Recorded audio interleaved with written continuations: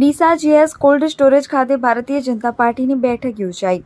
જિલ્લા ભાજપ પ્રમુખ રહ્યા ઉપસ્થિત.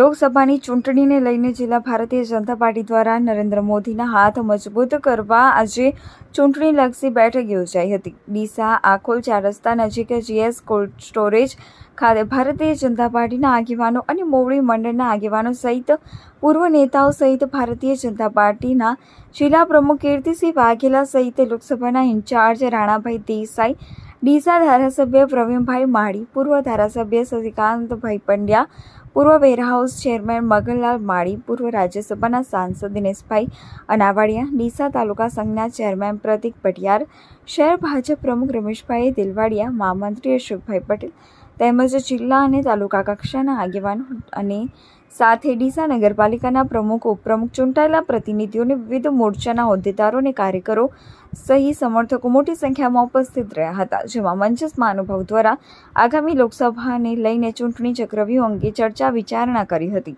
તથા રાષ્ટ્રના વિકાસમાં સહભાગી બનવા આગેવાનો, કાર્યકરો અને સમર્થકોને તેમજ યુવા મોરચાના હોદ્દેદારોને આહ્વાન કરવામાં આવ્યું હતું.